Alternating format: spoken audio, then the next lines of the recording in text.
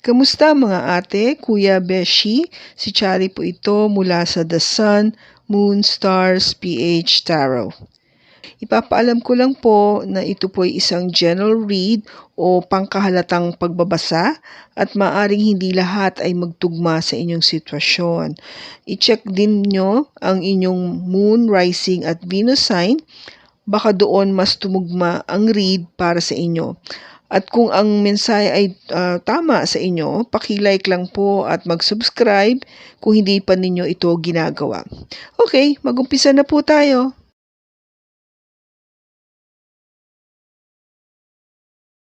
Hello po mga ate, kuya, beshies. Kamusta na po kayo? Andito ulit ako si Chari para gumawa ng another reading, and this is for the sign of Taurus, Sun, Moon, Rising, and Venus. And of course, welcome po yung mga cross-watchers ni Taurus at yung mga bago po nating mga viewers. Tignan po natin ngayon kung anong mensahe ang makukuha natin para sa pagbasa na ito para kay Taurus at sa kanyang person.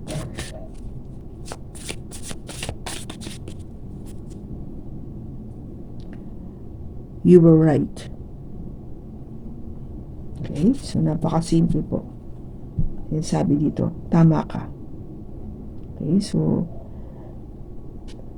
yun yung message para sa'yo, Taurus, na sinasabi na kung ano man itong bagay na to na you parang argue with or meron kang nasabi, nabanggit, no, na o na-suggest dun sa person mo, ang gusto niya sabihin eh, tama ka. Okay, kung gaba na napatunayan na from dun sa side niya na yung mga sinasabi mo sa kanya o yung advice na bibigay mo, yung mga bagay na alam mo, shinare mo sa kanya, eh napatunayan niya na may punto ka doon, no? Na totoo yung sinasabi mo, na may katotohanan, no? Sabihin maliwanag na sinasabi niya o inamin niya sa'yo na lahat nga ng mga nabanggit mo either ngayon lang, recently, or in the past, eh, merong katotohanan. Okay, so tignan natin sa tarot kung anong lalabas.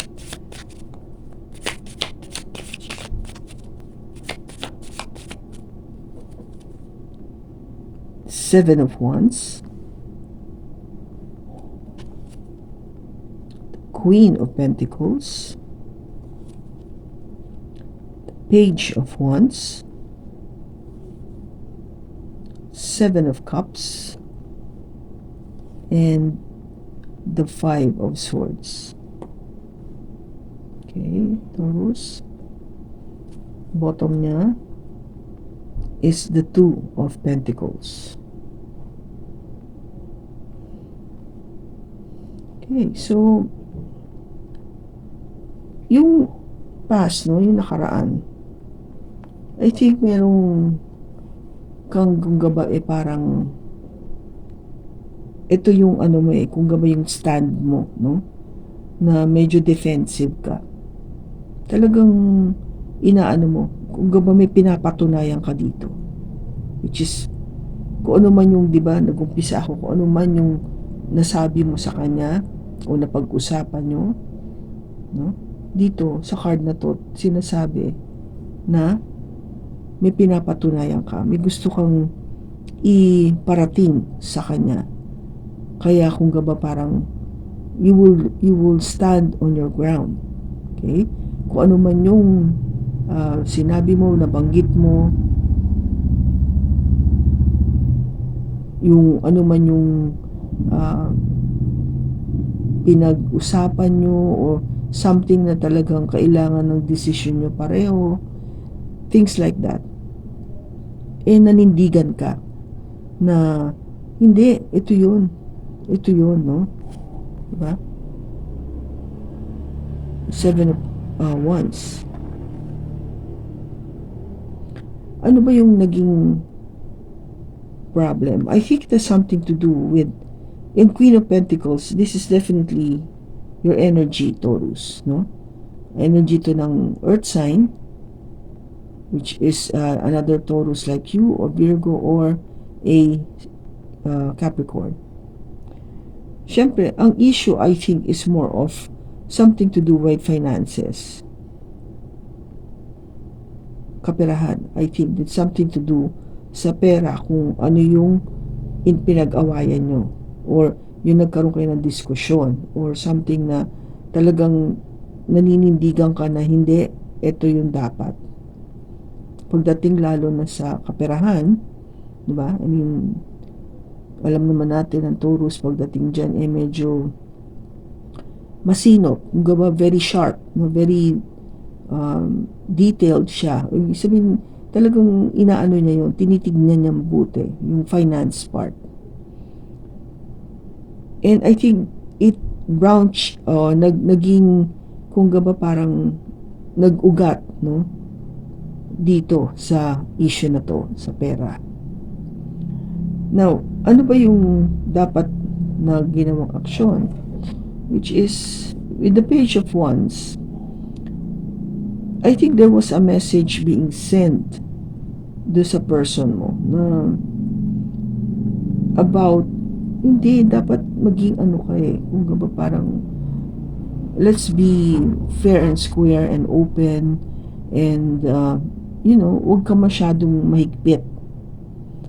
Kasi being Wands, no, this is a fire energy, something na medyo relax yung dating, no? Yung parang sinasabi ng person mo, hindi, wag kang mag-alala, wag kang kabahan, or hindi magiging ganyan yung mangyayari. But you, on the other hand, medyo naninindigan ka talaga Hindi ganyan ang nararamdaman ko. At saka sa pagkaintindi ko, sa alam ko, no, hindi mali yung sinasabi mo, o mali ang naiisip mo, o hindi ako nag-agree sa gusto mong mangyari.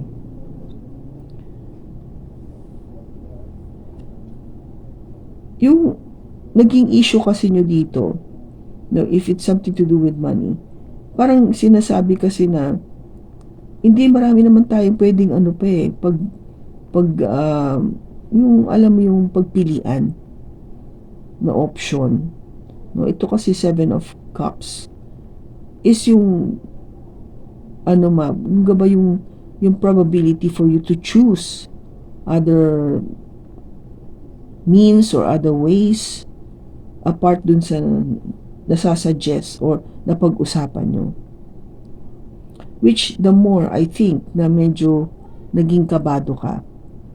Kasi kung gaba parang hindi, kung gaba sa pag-aim, hindi sa poll, yung ang dami pang tinitignan. So in other words, hindi ka sigurado. Ang gusto mo is talagang kung yun na, no? Wala tayong paligoy-ligoy pa. Ito kasi more of parang, hindi, tignan natin, check natin to. Teka muna, ito baka yung sa kabila, mas okay. You wanted to be sure outright na ito na yon. Hindi yung ganito na parang paiba-iba yung iniisip o yung magiging parang pagpipilian. Kaya ang ano ba yung nangyari, kung ba parang yung outcome with the 5 of Swords, ito yung sinasabi niya na nung kausap mo o yung person mo, bahala ka na nga, no? Bahala ka na nga, alis na lang ako kasi parang bahala ka, ganon yung attitude niya, na nag-give up siya kasi hindi siya maano kung ba parang talo siya pagdating sa iyo, paano i-defend, no, paano depensahin o magdepensa dito sa mga bagay-bagay na yung gusto nyong or gusto niya na itry nyo na check natin to, baka mas okay itong papasukan natin. Maybe it's something to do with business, no? Kasi kung pera siya, either it could be business or something that needs to be purchased, kailangan bilhin o kailangan ipundar, no? Maybe a house or something or property. But it has something to do with yung a material thing, no? Isang bagay na hindi nyo mapagkasunduan. Pwedeng it could be a business, no? Kasi kung titignan mo, ano bang gagawin nating negosyo, anong produkto, anong serbisyo, anong papasukin natin. Ganun yung yung dating dito sa Seven of Cups. Kaya, from the very start, di ba, pinapakita mo agad na, teka muna, wag kang padaos-daos. Kaya ikaw is, kung gaba, you put your foot on the ground and really very, kung gaba, very firm sa iyong mga desisyon o sa iyong salita sa person mo na wag tayong pumasok sa ganito kasi ang tingin mo, no, is like this, ganyan. Kung ba ina-explain mo sa kanya to a point na sabi na nga, sige bahala ka na nga, no? Parang nag-walk away na siya parang nag-give up siya, nagsabi siya na sige talo ko, ikaw panalo, ikaw yung tama. Parang ganun yung gusto niya sabihin dito. Kasi kung titignan mo, di ba, those two persons walk away. Ikaw yung may hawak ng sword. Kung gaba ikaw yung nagtagumpay, no? Sa pag-argue na to. Okay? And kasi kung bakit nga ganun is because, di ba, hindi maintindihan Two of Pentacles is, di ba, binabalanse mo. You're trying to decide which one to do o which one to choose. Ano bang priority? Ano bang dapat unahin? Ang gawin? Ang piliin, no? Kung gaba kitang-kita mo agad from the very start na itong person mo hindi talaga ganun kasigurado pa. Yeah, very eager siya, no? Very eager siya to start something new. Kasi andito yung once, no? There is the passion to start something different, something new, or to purchase something. Yung mga ganun ang dating. Kaso nakita mo nga, parang hindi siya sigurado. Hindi siya sure kung anong gagawin pa. So ikaw, kung gaba parang said to this person na hindi, alam mo ba na sa ganitong pag ito yung papasukin mo, ito yung dapat ganyan, no? 1, 2, 3, 4, 5. So kung gaba sinabi mo honestly, and I think you have proven to your person na tama ka, you were right. Okay? Kaya kung gaba parang siya, nag-surrender na siya sa'yo, sige bahala ka na. Kung gaba parang kung hindi ako, kung gaba parang kung yung sa tingin mo yung idea ko is not good enough, then of course I surrender, bahala ka na. Parang ganun. Or ikaw yung tama. Okay? So tingnan natin.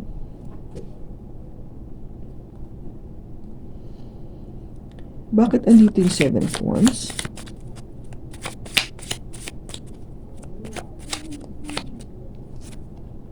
We have the 3 of Wands, the 10 of Swords, and the 8 of Cups. Okay, so bakit nga ba defensive? Kasi merong matagal na iniintay na mangyari, no, with the 3 of Wands.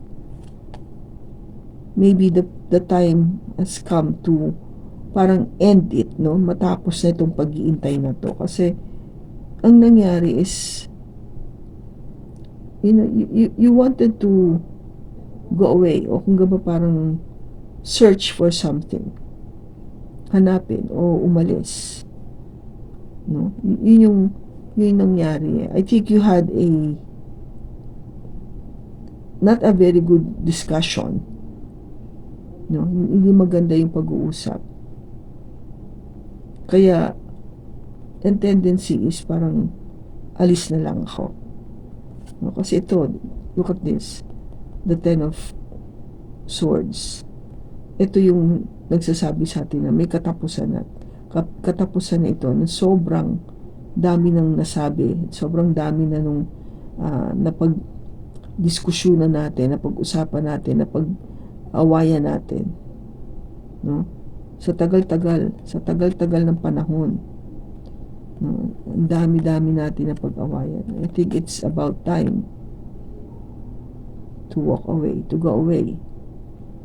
No? Kaya ikaw parang anything to do with discussion, yung mga ganyan, talagang ano ka na talagang you put your foot down and very defensive yung dating mo, no? Ito yon, very defensive. Yung ba, hindi mo na pahihintulutan na may masabi pa siyang masakit towards you. O yung pag-uusapan nyo, wala, maging masakit lang talaga. Bakit andito yung Queen of Pentacles? Andito yung Queen of Pentacles. We have the Nine of Swords, the Knight of Wands, and the Magician.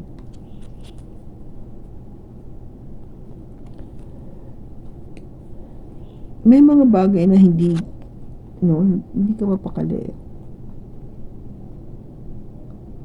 May iniisip ka lagi sa iyong pagtulog, no, bago matulog, o sa iyong pag-iisa. Maraming pumapasok sa iyong isipan. Maybe it's something to do with your person.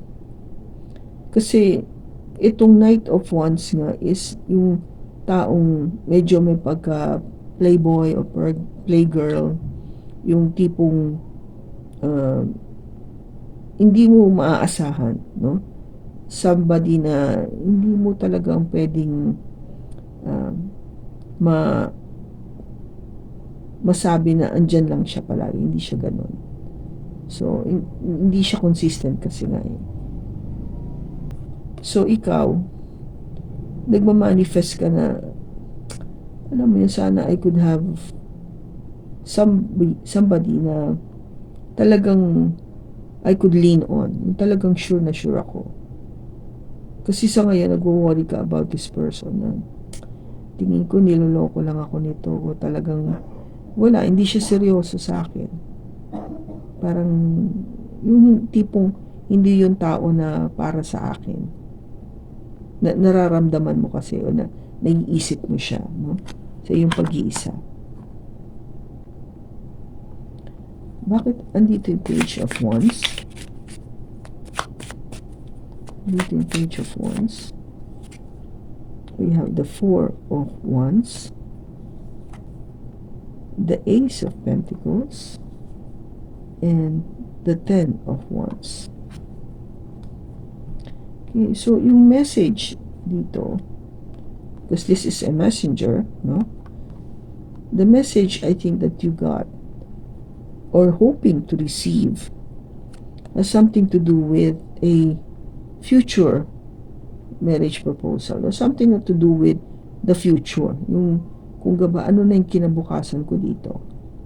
Magpropose ba to? Magiging kami bang dalawa as husband and wife o as partners? No? For a very long time. Kung ba parang for the long haul, magiging kami ba? Itong tao na ba to is yung magdadala sa akin ng panibagong pag-uumpisa, no? Ng magandang pag-uumpisa na talagang magiging stable ako or may stability, may financial security, yung ganon, no? I will be very secure pagdating sa emotions, things like that. But somehow it brought yung yung feeling na nababurden ka dito sa fact na kung siya nga ba hindi mo kasi makita na siya yung tao na yon, no? In terms of, if you talk about reality, hindi mo makita eh. You somehow have this doubt in you na I don't think this person will make that proposal, na siya yung mag-i-start nung new beginning ko, that very stable financial beginning, kasi I see it to be a burden.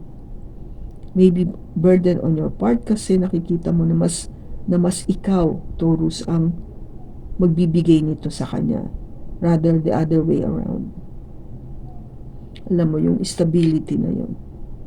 Kasi ikaw talagang maano ka sa pera eh. You know what to do para maging stable ka sa yung finances. But this person, kaya nga nag-aalala ka kasi nga, di ba, hindi mo siya, kung ba parang hindi ka totally kampante na mapoprovide niya yun, mapoprovide niya ito sa'yo. Kaya nagiging parang burden, mabigat o pabigat, magiging pabigat lang siya. Now, bakit andito yung 7 of Cups? Andito yung 7 of Cups.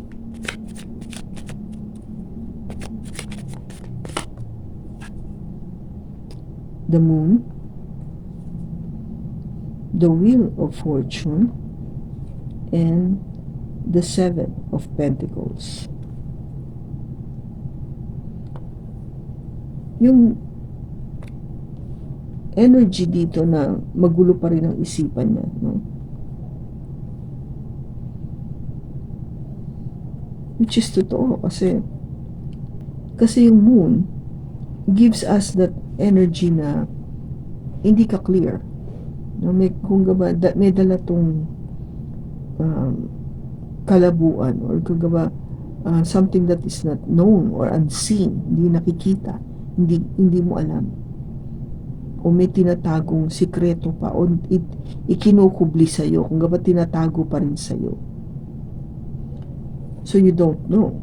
Yun ang ibig sabihin, you don't know 100%, no? Kaya because of that, I think the Wheel of Fortune is turning, no? Yung gulong ng kapalaran umiikot para magkaroon ng pagbabago. May magbabago kasi to change dahil matagal na eh. Matagal na yung pag-iintay. I think you've been waiting for years already with this person, kung ano man mangyayari. Kasi nga, imagine mo, I think you're waiting more than 7 years already with this person kung ano na ang mangyayari. Kasi parang hindi pa siya sigurado, di ba? Kikita mo parang namimili pa siya kung anong gagawin niya o sino, di ba? Parang o ano na yung susunod na desisyon. So, di ba, ang tagal mo nag-iintay.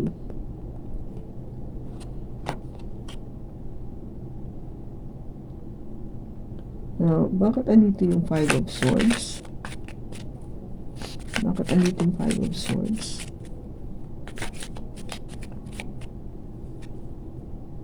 The Page of Swords,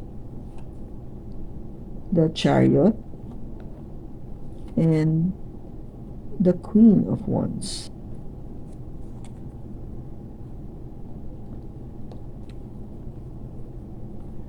Yung message para sa'yo dito is something na talagang totoo. Di ba sabi ko dito na ang pakiwari mo dito, Taurus, na ikaw din naman yung nagwagi, no, na part dito na parang nag-give up yung person. Nag-give up na siya. Pakiwari niya, talo siya at ikaw yung panalo. Yun yung message. And that is the truth, no? Yun yung katotohanan na matatanggap mo. Because there was a movement, no? Merong pagbabago na paggalaw na to move forward. And tama lang yun kasi if you are in doubt, no, kung meron kang, kung ba parang agam-agam dito sa tao na to, sinasabi lang talaga sa'yo, with all honesty, na, come on, move forward. Huwag mo nang i-ano pa, kung ba parang ibalik pa siya. Kasi kung alam mo na wala rin naman talaga mangyayari dito sa tao na to, na ang pinapakita naman kasi niya ay hindi yung ina-expect mo na yung ganong passion towards you, then why would you continue to, you know, hold on to this person? If from the very start you felt, no, umpisa pa lang naramdaman mo na talagang medyo hindi ka sigurado dito, kaya nga sinasabi sa inyo, you are right. Maybe your intuition is telling you na you are right, no, tama ka doon sa naramdaman mo. Kasi dito pa lang, di ba, andito yung feeling na kung bakit napaka-defensive mo, kasi maraming beses kang nag-intay, pero marami kayong, in other words, hindi kayo compatible eh. Hindi talaga kayo compatible. Hindi kayo magtugma. Kaya, gusto mong maghanap o umalis sa relationship na to. Kasi parang, anong point kung mag-i-stick kayo sa isa't isa kung hindi naman kayo totally happy, walang harmony yung relationship. Diba? Kung puro away lang, eh bakit pa kayo magiging kayong dalawa? O ba't pa kayo papasok sa relasyon na to kung hindi naman kayo magkasundo? Diba? Magiging unhappy lang kayo pareho.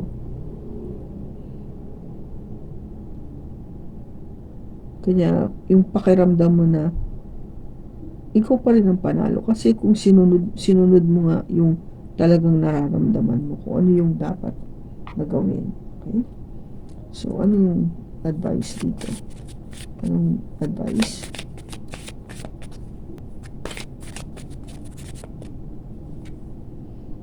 It says here, back to what you love.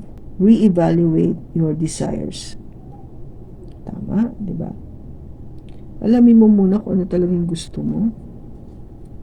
Kasi kung hindi ka nga sure dito sa tao na to, tama lang na, no, let your person walk away. No? If there are things na natanggap mo na okay lang na, di ba, na pumili pa siya ng iba kung hindi siya sure sa'yo, kasi hindi naman kayo nagkakasundo maigi. Kasi those are red flags, no? Ano na yan eh, kung ba palatandaan na hindi kayo okay, kasi madalas nga kayo nag-aaway eh, dito. Umpisa pa lang talagang meron na kayong argument na kita mo agad di kayo compatible. That's what I'm trying to say. Okay? So, kung ba parang it is a sign or a guide to you, Taurus, na tama yung gagawin mo, na let this person go o pabayaan mo siyang umalis. Kasi tama ka naman eh, doon sa naramdaman mo. Okay? So, ang tanong natin is, meron bang ibang dadating? May iba bang dadating sa Taurus na love? It says here, the lovers, no? It might be yes or it might be no. So, nakadepende sa'yo. Okay? Taurus. Kasi, I think merong mga bagay na you don't want to get involved right away. No? Kasi siguro sa experience mo dito, which is very painful. Lalo na kung sabihin natin eh, asawa mo na to, no? Hindi lang syota, but kung naging, sabihin meron na talaga kayong malalim na relationship, matagal na kayo. Depende. Yung sagot dito sa tanong kung may dadating na bago, depende sa'yo. I guess you need to heal first, no?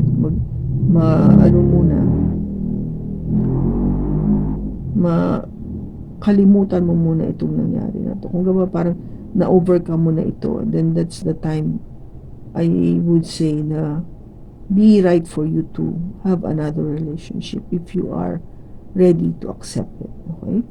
So, yun lang naman. Nasa sa'yo pa rin lahat ng desisyon. Okay, Taurus? So, kung kanino mang Taurus itong energy na nakuha natin ngayon, sana nakatulong ito sa ng malaki. Maraming salamat sa pagsama mo sa akin sa pagbasa na ito.